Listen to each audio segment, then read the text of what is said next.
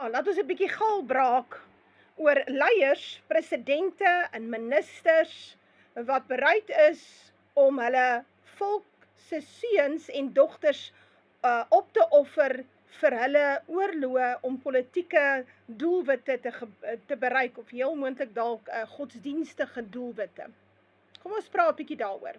Want ou Trompie het besluit om nou enigiets tussen 4.500 en 5.000 Marines op te roep vir mens weet nie wat nie. Dis 'n goeie vraag wat hulle gaan doen.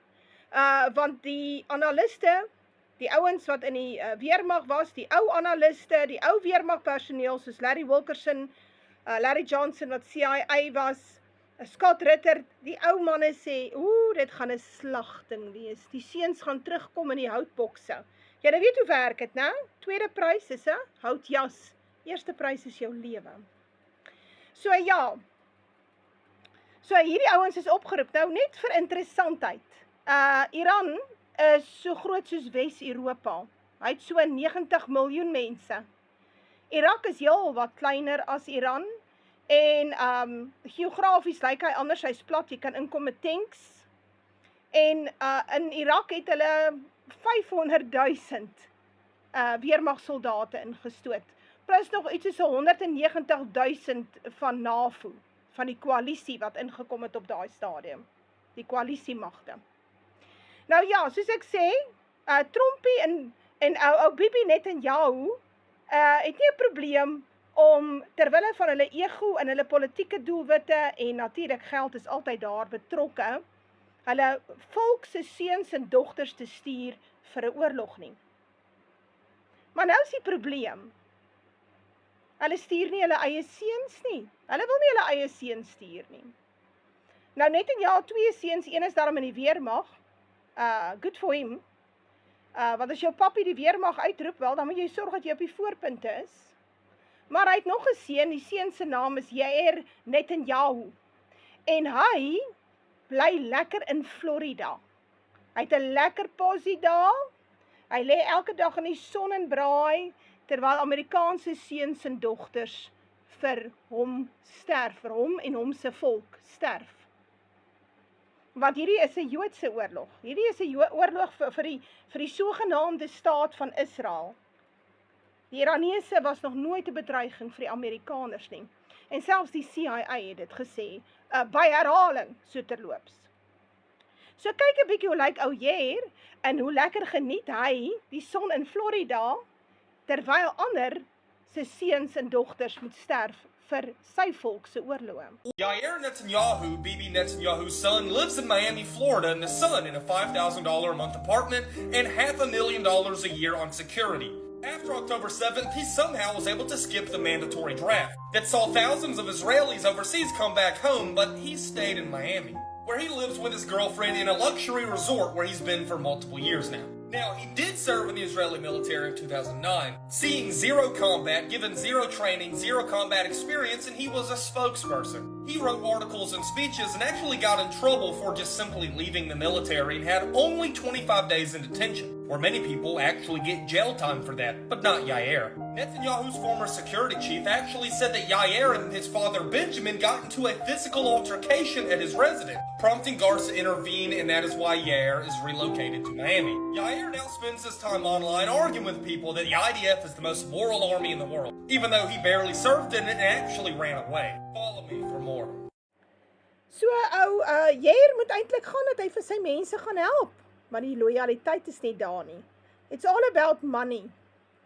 In elk geval, hoe dit ook al sê, Barron Trump, ou Trompie se seun, hy is al 'n groot man, 20 jaar. Hoekom kan hy nie gaan weermag toe nie? Behalwe sit hy op universiteit, hoekom kan hy nie gaan weermag toe nie? As dit sy pa die oorlog begin, dan moet hy mos nou daar wees om saam te veg. Kan jy nou dink wat dit sal goed wees vir die moraal vir die troepe, nou? Maar dis nooit wat gebeur nie. Blykbaar is daar in Trump se familie nooit een gewees wat in die weermag was nie. So is almal 'n klomp slapgatte. Dis ouens wat kan geld maak, nou, wat hulle gewoonlik doen deur middel van bedrog en monopolie. Hoe dit ook al sê, daar was baie sterk oproepe, onder andere van ou weermagmanne en so aan, dat ou Barron Trump moet weermag toe gaan. Hy is nie te lank vir die weermag nie, hy is mooi in lyn. Hy kan definitief weermag toe gaan of Marines toe gaan, dat hulle hom oplei. Jy gaan sien, dan gaan hy sommer houding hê. Maar nou ja, dit gebeur nie. Die kongreslede en die senators, dit moet so wees. Die ouens wat die oorloë voorskree, die leiers, die verteenwoordigers van die volk, hulle seuns moet almal in die weermag wees. Hulle dogters moet almal in die weermag wees. Dan gaan jy sien, dan gaan daar minder oorloë wees. Heel wat minder. Nou in die ou dae, in die tyd toe die blankes nog Europa geregeer het, daar was baie verskillende oorloë, goeie ou dae. Toe het die blanke konings, daai blanke koningshuise, daar oorlog was hulle voor. Hulle was daar saam met die ridders. Hulle het nêrens gelê, daar in die paleise, in TV gekyk of in die kloosters besig was om te leer vir een of ander prediker nie. Hulle was daar, hulle het saam oorlog gemaak, saam met hulle volksgenote. En dit is die verskil tussen hierdie klomp slapgat addergeslag wat ons nou het, wat ons regeer, en die manne van baie jare gelede, wat ons nou nog van lees. En waarop mens trots is mens hoor, ten spyte van die oorloë wat daar was, hulle was ten minste voordat ruggraat gehad. Maar kyk 'n bietjie hierdie video oor Barron Trump, want soos ek sê, daar was baie oproepe, dat die mannetjie moet gaan weermag toe. Check this out. This is wonderful. A decorated Navy SEAL just went nuclear, calling for Barron Trump to be drafted into a potential war with Iran. And honestly, it exposes everything. As talk of a draft lingers, critics are asking, why are other people's kids always first in line while the Trump family never serves? Viral memes are everywhere, literally photoshopping Barron into combat gear, mocking the double standard. Then Jesse Ventura steps in and delivers the knockout. If a war is worth fighting, send your own children first. He blasts Donald Trump for dodging the draft multiple times and points out that not a single Trump has served in generations. Meanwhile, real soldiers are already dying, and the possibility of more casualties looms. The contradiction couldn't be louder, pushing war publicly, avoiding sacrifice privately, and that's the question hanging in the air. If it's worth sending everyone else, why not your own? Check this out. This is wonderful. A decorated Navy SEAL just went nuclear, calling for Barron Trump to be drafted into a potential war with Iran. And honestly, it exposes everything. As talk of a draft lingers, critics are asking, why are other people's kids always first in line while the Trump family never serves? Viral memes are everywhere, literally photoshopping Barron into combat gear, mocking the double standard. Then Jesse Ventura steps in and delivers the knockout. If a war is worth fighting, send your own children first.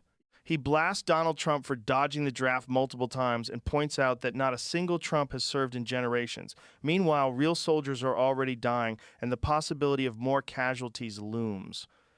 The contradiction couldn't be louder, pushing war publicly, avoiding sacrifice privately, and that's the question hanging in the air. If it's worth sending everyone else, why not your own?